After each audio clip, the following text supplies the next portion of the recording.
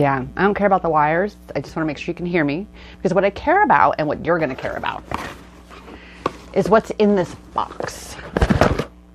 Now, while it's not from there, what's in this is definitely prime information. Holy shit.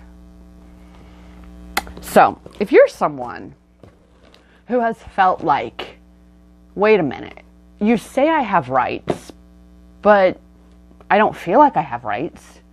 I mean, in the practice of day-to-day life, in the dealings with what we call the de facto, aka the fraudulent governmental system that we currently are oppressed by, that would be the reason. Because you see, the system in which we've been made to exist is a fraud system. It's a system of privileges. It's an illusion. You see, because as a U.S. citizen, you're not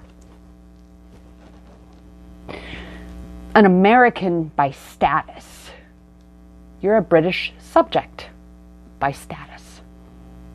A subject to the U.S. corporation, the British Crown Corporation, that's masquerading as our lawful American government, but isn't. Does that maybe make a little more sense as to why it feels like politicians, Congress, the so-called government is not for the people? It's because in their system, you're a person, not a people. And if you look up the definition of person, it's not a living man or a living woman. It's corporations, organizations, dead entities, soulless entities. Whereas a living man or a living woman, we're very much alive. But that's the thing. You see, when you were made a U.S. citizen at birth, you were made a British subject, bound by slave level limitations. And that's why you feel like you're constantly hitting this imaginary ceiling. Well, it's because as a slave, you can only go so far within their system. It's made the way it was supposed to work. It's working the way it was made to work. But then you wake up and you realize this does not make sense. You were told one thing, but in the practice of it, it's something entirely different. And then you finally have those answers come to you. And I studied for a couple years before I actually took the leap and reconveyed myself from U.S. citizen to, servant or subject to the British monarchy or British corporation. And I reconveyed myself back to the land and soil, and therefore I am sovereign over my vessel. They no longer have jurisdiction over me, my vessel, me. Whereas this is why CPS and the government can take your children. Because you see, when you sign that birth certificate, when your parents signed that birth certificate, they were actually signing you away to be property of the fraudulent government. Property. And your parents are a pair of individuals who rent you from the corporation. So that when they want that child, they will come and take it. Because per that birth certificate, per that contract, you belong to them. Now it sounds crazy, I know, and there's a lot that's coming out of me. I set up this video. It took me forever to set it up, and then it was like, where do I start with this? And you know what? Just like all these years, it's just to surrender and flow and let what's going to come out for this video come out to you. Because what I really want to get to ultimately, again, is that I have proof of the fraud. You see, this is what's funny, not funny, is people, when I talk to them, some people about this, they're so quick to defend the system. They're so quick to say, well, but if I'm having an expensive vacation, I got to do what they tell me to do. Really? Really? That's the problem. You just decided to bend over and say, yes, ma'am. Yes, sir. And that's exactly why we pay more than 50% in taxation, which is unlawful. Now, legal versus lawful, two different things. And that's what we're about to unveil in this box of evidence that I have. You see, their fraud system, statutes and codes, that is the legal system. Their court system that's really a banking system, which, oh, what's in this box? I'm so excited to tell you. Because you see, that brings me to this point of, like, I love this whole divinely guided thing, is that the court system is not for justice. They are running an entire RICO crime syndicate. Now, this video might get me. I mean, because remember, anytime the slaves find out the information and try to break free from the plantation, well, they don't want this information getting around. And it seems to me that the majority of those who are online that are sharing this, they're not on the right path. Because who I work with and the group I'm a part of, there's like hardly anything out there. It's all these other charlatans who are charging hundreds, if not thousands, multiple thousands of dollars to give you information that's free. Free. And that is why I get to share this with you in regards to the fraud system. Because I know this for a fact. I've lived it. I know that the path that I'm on is the path to sovereignty, is the path from lockdown to liberated, including, as I've said, shutting down any fraud court case, because they're all fraud, and fraud vitiates everything.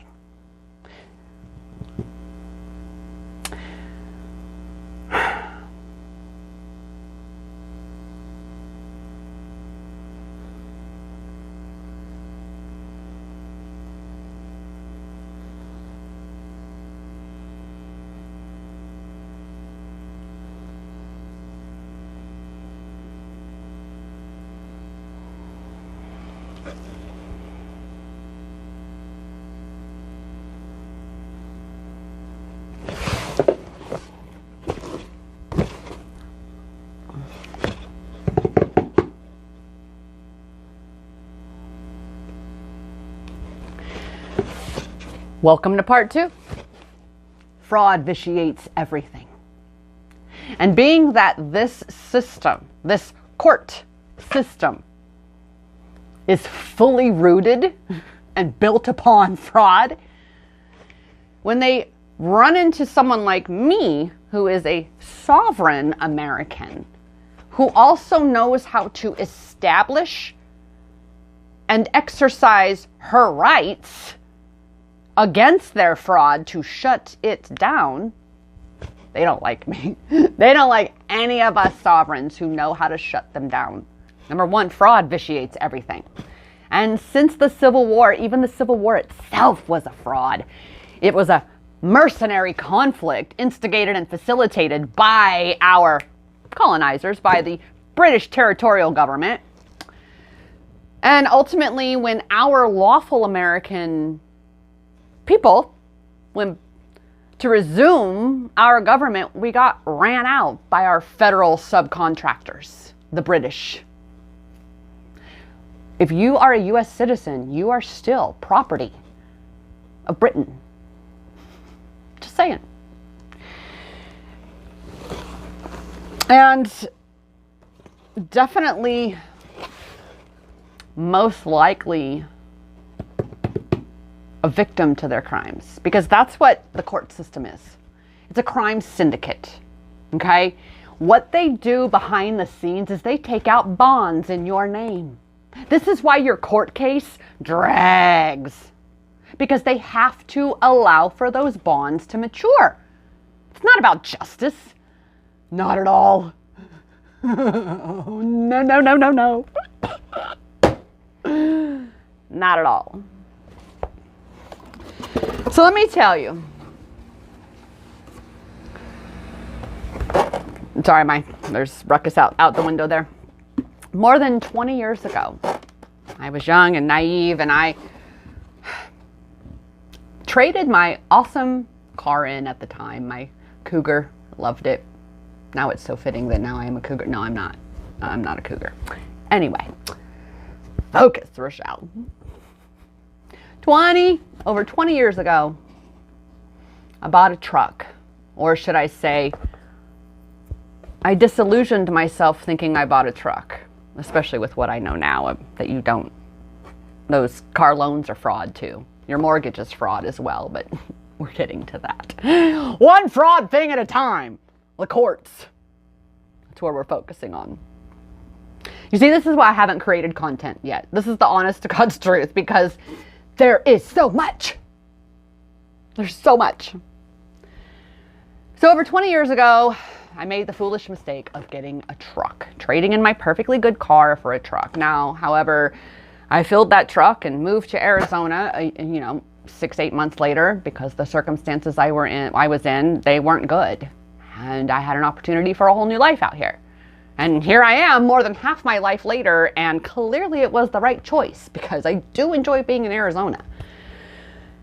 That said, however, I was young and naive. I didn't know that they would use that against me moving. I didn't know that. I mean, obviously, if I had any comprehension of the contract I had signed at nearly 25% interest of usury, I wouldn't have signed it. I would have, if I'd had any knowledge about it back then, but I didn't. I didn't know anything about car notes and loans, any of such things. Well, I ended up getting caught up with bad people out here. Drug dealer, pimp. I had an addiction. Things were rough. I could barely hold on to my apartment. One day I even showed up literally to the courthouse with my rent money. That that final eviction deadline, that you show up with the money or you are out. And I scraped every penny I could. So pay a nearly $350 a month car payment? No. Especially 20 years ago. That's how bad they had screwed me. We call Ford fucked on repeated deals because they had actually screwed my parents over back in '89, but I didn't realize that because I was 10. I didn't know until all of this went down. Well, I thought if I let them have the truck back, that would be that. Because the truck was the value. The truck was the thing that had the value. I didn't know that they could come after me for exponential amounts of money after letting them have the truck back. I was in such a state, there was no way I was going to go into a courtroom to talk about this sort of thing. I didn't know. I just thought if I ignored it, it would go away. Well, maybe it wasn't. It was within those first 2 years. I had gotten a gift of nearly $4,000. First time ever in my life to have that kind of money. I'd gotten that gift and I made the foolish mistake of putting it in a bank. Because banks are fraud too, but I put it in the bank, yo. That was supposed to be my money to get me out of that life. Drug dealer, pimp, addiction, abuse. It was a very, very, very dark time in my life, and that was supposed to be my exit. I went to the bank one day, Bank of America, definitely not for America. And I asked to withdraw, I think it was $200. And this woman writes something down on a piece of paper and she slides that piece of paper over and she says, "I'm sorry, ma'am, you don't have that amount in your account." I said, what? And she goes, this is what you have in your account. These criminals took every penny and left me with only $150 to my name. A multi-billion-dollar company stole everything I had down to $150, and they had the truck. Needless to say, I walked out of that bank that day and I didn't make it 5 steps out the door and my knees hit that concrete of the sidewalk and I sobbed. Absolutely beaten. And I swore I would never trust banks again. And I was right. I was so right to do so, but we'll get into that on another episode, shall we say. Well, that's when I learned about the whole garnishment and things like that. Ultimately, I thought that I would be able to clean up credit. I did all the credit cleaning, all that shit back then, only to find out that this wasn't the same thing. It was a judgment over here. It wasn't on credit over here. It was all this convoluted, complex web of lies that they've created us into, right? So 10 years go by, and we get to 2015. I get a letter in the mail from the law firm that represented these yahoos. And I was like, they were threatening yet again. And at the time I looked at doing possibly bankruptcy or whatever, but for this one thing, because I don't do credit cards, I pay for what I get. That's how I work. Because I know it's all fraud. Well, ultimately, I ignored it. I knew there was a better solution, and I swore up and down that it would literally be over my dead body. I would never give them another dime. The depth of how wrong this is, and I'm so principled like that in respect to, but you are committing fraud. Like, you are the criminal, but you're accusing me of committing what crime?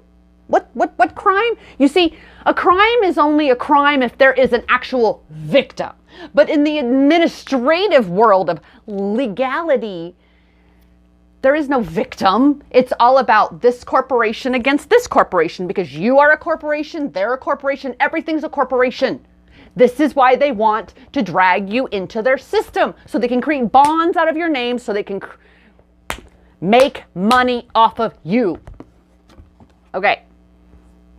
Sorry, I get a little... This was over 20 years in the making. Well, November 1st, 2024, I officially took the leap and I changed my status. I reconveyed myself from the air and sea jurisdiction, particularly the sea jurisdiction, right?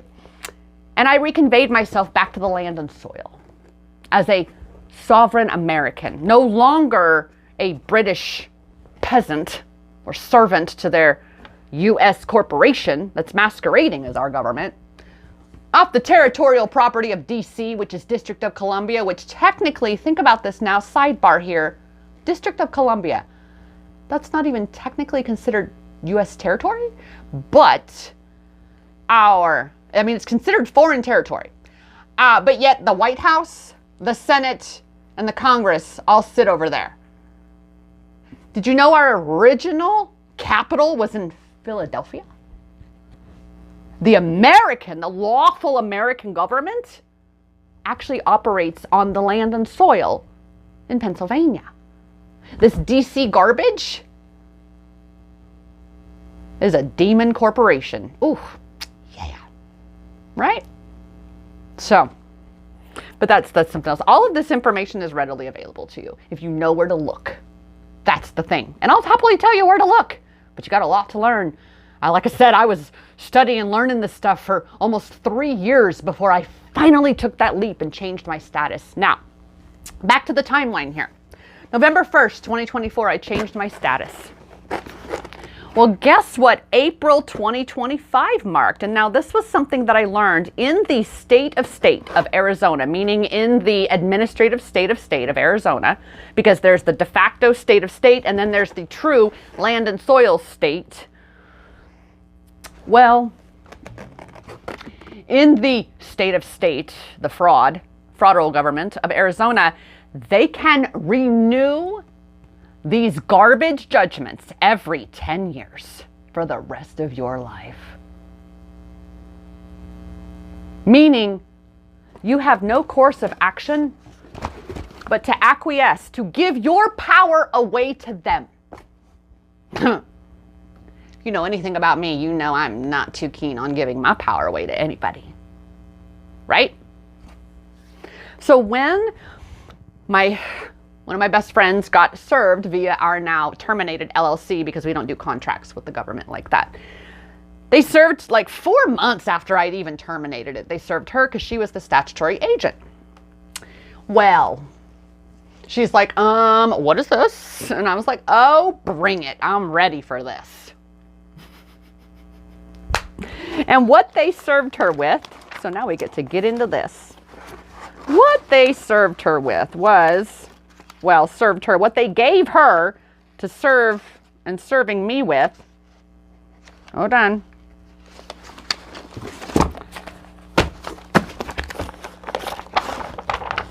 was this garbage. A writ of garnishment, meaning, and they gave multiple stacks, because here's something that you don't know. When they give you multiple copies, when you serve someone multiple copies of a document, that's you serving them that number of times. So here's what I got to do, because this is part of our process as American state nationals. We do what's called bitching it up. We go through and we point out all the places, in particular here on their garbage, fraud documents here, and you call them out. Void ab initio, void from the beginning, because fraud vitiates everything. And if it's rooted in fraud, then it's null and void. Void ab initio, impersonation, barratry, fraud, and treason. I didn't even read what they gave me. I just went through and highlighted how they are operating in multiple jurisdictions. They are committing jurisdictional fraud. But the average person doesn't know this, because a person is a corporate entity. But when you become people again, you have rights again. Again, it sounds crazy. But if you live in this world, you know we live in the insane asylum of the cosmos. Welcome to it. Aren't we having fun in this circus of clowns? So the thing is, though, now you do not do this process if you have not changed your status. I cannot express that enough, because as long as you are still a citizen in their jurisdiction, on their playground, you still are property of them. Okay? But once you cut those slave chains, you get to do processes like this. So I went through all these stacks, every page, every copy. And on the first page of every set, I wrote this: void ab initio. Now, there's a special letter, so I'm gonna read this to you. After reviewing the writ of garnishment and summons, it has come to my attention that you and your court, capital C-O-U-R-T, or court, all caps, because it means something. If something's all caps, show this to you.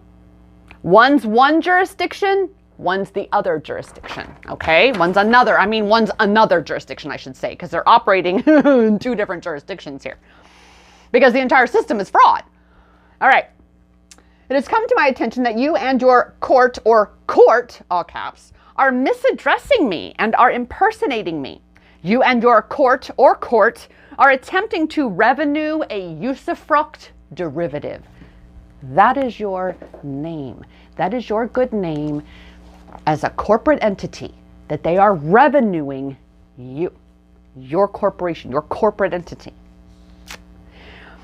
that you are not authorized to use, meaning you own your good name. But when we got signed off into birth certificates and to them, our good name got signed away. Well, this is how you take it back. They don't have that power over your good name anymore. Says, I own both copyright and trademark to the vessels, Rachelle R. Richard and caps lock Rachelle R. Richard. This is fraud, theft, and criminal.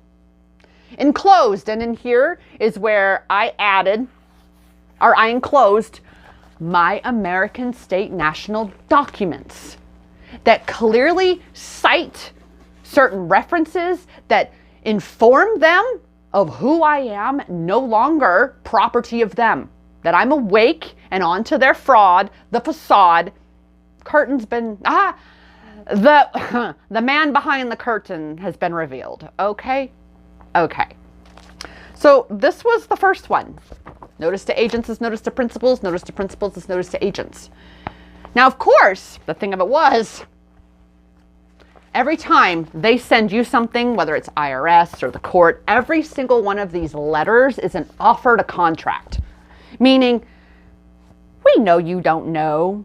So how about we accuse you of something and we'll see if you're going to accept that and you're going to agree with that. And then, oh, guess what? You are responsible for it. So now you owe us. You see how that works? No. Fuck no. So what they did in the first one, so that's what I'm saying. The contract to offer. They sent me this as a contract to offer. Or an offer to contract, contract to offer. An offer to contract. I declined it by not even addressing their shit and just said, nope, here. Why don't I give you a different contract? And I call out your fraud and your treason. And let's see if you'll play my game instead. Come into my court, because technically as an American, our post office, not USPS, because there's two different things here. The post office, the actual physicality, the system in and of itself, the foundational of it, that's American. The United States Postal Service is British federal subcontractor corporations that are supposed to be providing these services for us Americans. But our post office is our original court system, where judges used to go to the post office to hold court. It still works today, where we bring them into our court. You serve them via the mail. That's what I did. So the first time they replied, they were telling me, no, you need to address this. You need to come into court. You need to blah, blah, blah, blah, blah, blah. Because that's what it was. We don't actually, it's like, shut up, don't read. That's the mantra of this process here. You shut up and don't read. You just listen and do. You learn what you're doing. You pay attention to what you're doing. You integrate what you're doing. Because I'm going to tell you right now, y'all, this was not something that, I was so immersed in this. It took a hot minute for this to click, because we're so indoctrinated. We're so brainwashed that the second letter came. And again, that was my last thing. So the second, sorry, I apologize. So their letter comes via mail, again, asking me to show up in court. I just have so much in here. I have so much in this box. Okay, so just bear with me here. Here we go. Here's part 2. So they sent me, here it is. Then they sent me my second notice. And they talk about, of course, the correspondence they received. They talk about how that they're denying my accusations. They're saying that no, they can't provide me with legal advice, and that I need to actually contact one of their people, in essence. Or because a bar attorney is also an enemy of the people. A bar attorney actually works for the corporation, works for this fraud system. They represent persons, which are dead corporate entities. They're not for the people, but they're for persons. I mean, they're serving the purpose that they were created for, but not the one we're brainwashed to think they're used for, because they're not. So I was like, yeah, no. And here we go, round 2. So I did it again. And this time I even took their letter, because again, I could mark things on their multiple jurisdictions, because when it comes to these kinds of documents, whether it's all caps, upper, lowercase, it makes a difference. It means something. Okay? Now, then, see, I had to start charting all of the documents and who, because here was the thing. As they added people, every single name on this got put. So each letter, there was more people. In the first one, I only had 2 people, because it's both jurisdictions we're covering here.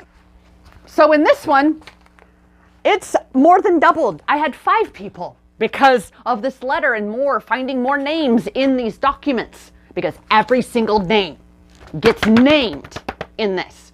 So then I sent them round 2. I'm like, all right, let me clarify this for you again. Okay? Since you don't seem to get it. And in this letter, again, if you wish to continue to participate in the fraud. Now this is where it got real juicy, y'all. Because see, in part one, I sent them my fee schedule, my notice of intent fee schedule, along with my other documents. Because see, as a sovereign American, you're a queen, you're a king. If they want to waste your time, you are providing them a service at that point. You invoice them. Court, you invoice them. Says, and this was the second paragraph. The first paragraph was pretty much the same as the first letter. This one, if you wish, so this is me really laying it down, right? If you wish to continue to participate in the fraud, please advise the attached fee schedule sent to you and have your court make a check payable to Rachelle R. Richard. Now, you want to guess how big that invoice was for? I guarantee you'll never guess. Let's just say I was doing this under duress. Clearly, duress, threat of my life, threat of just threat, duress, and coercion, which is the highest charge, $75,000 an hour. Now, they agreed to this when they continued to harass me. So then, after sending this one, with the invoice, mind you,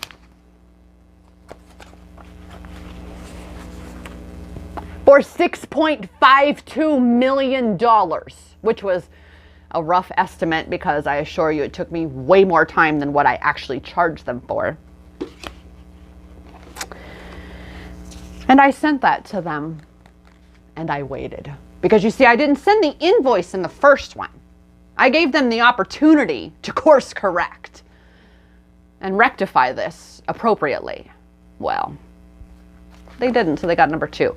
So then I was being encouraged by someone who had no patience. And I created, because we do this 3 times. That's how due process works. You get served 3 times and then the action is taken on the flip side to rectify that, to enforce that. All right.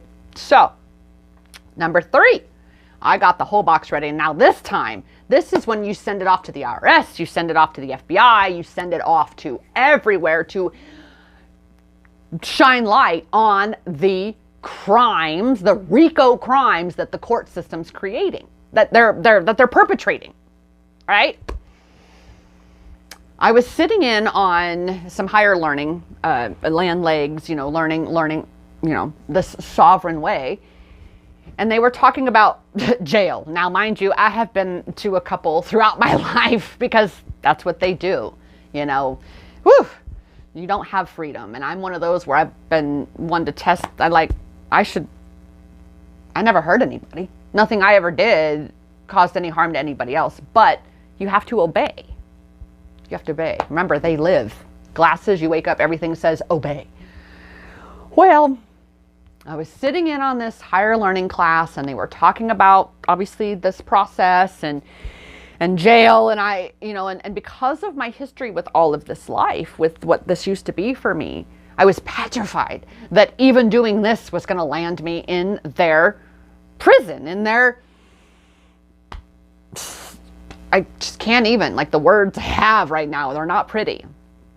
Because when you know the truth about the system, wow, you have a entirely different feeling about it. Well, I was scared because here was the thing.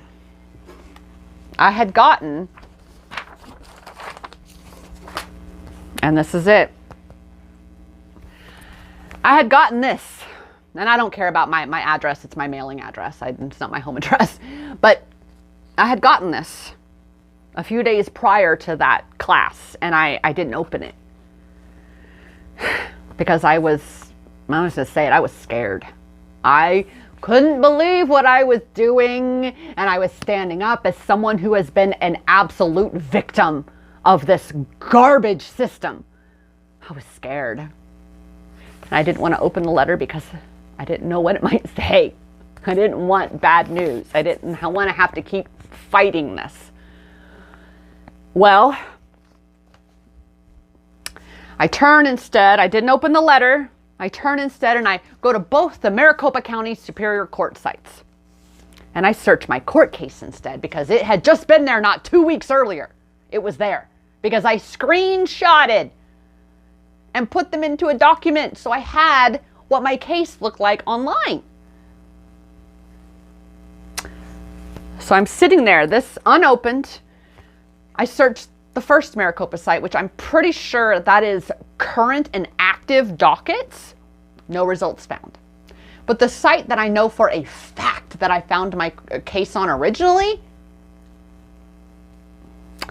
it just spins. It just was spinning. And I'm like, wait a minute, it's not there anymore?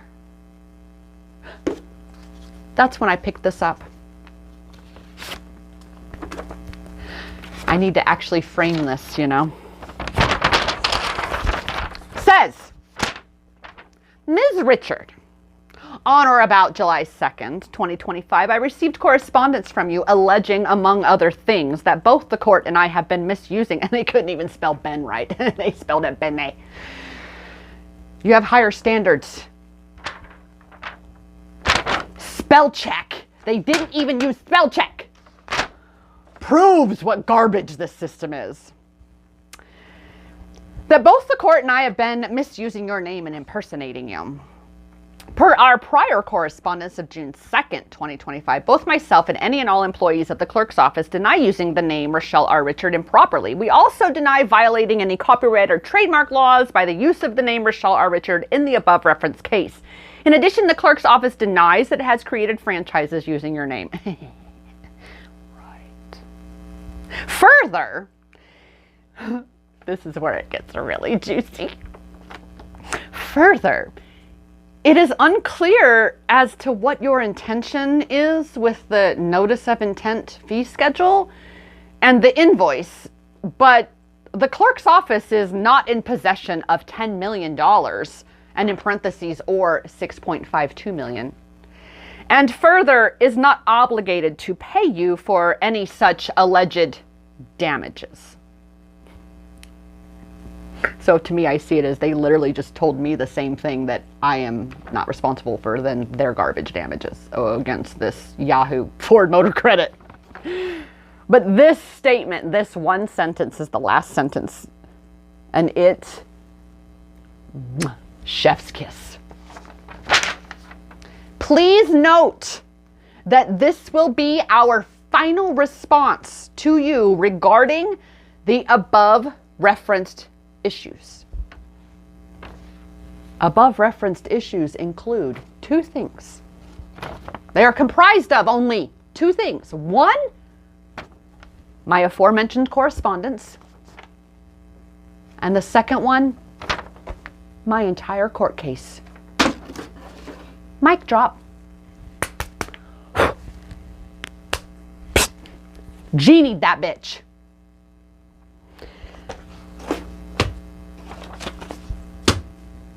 For those of you who stayed for the whole story, I assure you, you're probably sitting there going, how can I do that? Wait a minute. What?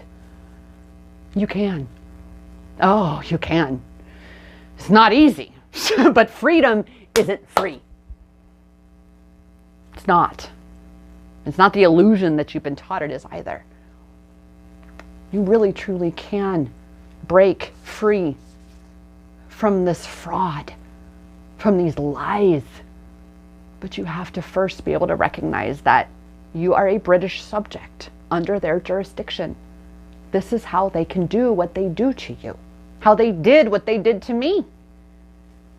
But the catch, and I say that because, yeah, everybody wants to be like, well, what's the catch? I'll tell you the catch. You have to take responsibility for yourself. You have to stand in your power. You have to learn how to be sovereign. You have to step into this fully. I buried myself in this learning. I spent months. This is why I was this is honestly why my posting fell off. Because I was so immersed in all of the learning and battling this and integrating this. But I'm so glad I did, because now they wanted $45,000. A multi-billion-dollar company was trying to squash little old me. Well, those who know me now know one of my favorite phrases is wrong bitch. Wrong bitch. I ain't no weak ass bitch. Not anymore. I'm a worthy, abundant bitch, and you don't get to take my power away from me. So if you are ready to reclaim your power truly, you have to love yourself enough to commit to this, to acknowledge for yourself that what you've been taught and told are lies. All of it. That the reality in which you live isn't the real world. It's a filter, a facade over that which is real. If you, a living woman, and even you living men out there, are ready to step into and fully, truly reclaim your power, your sovereignty, you can send me a DM. It's free. It's absolutely free. For you to learn, for me to point you in the direction where all of this is available to you. Whereas all these other people are charging for groups and courses and all of these things, true Americans, the only thing we would ever ask any sort of exchange for is if we do something for you. That's different. We're doing it for you. Well, that's expected that there would be an energetic exchange. But when the information is readily available at your fingertips and all you need is someone to point you in the direction, well, that's what I'm here for. I am a gap bridger, here to help bridge the gap between where your power is and you reclaiming it. Again, my name is Rachelle Richard, and it's time that you get empowered with Rachelle. Thanks for hanging. We'll see you next time. Namaste.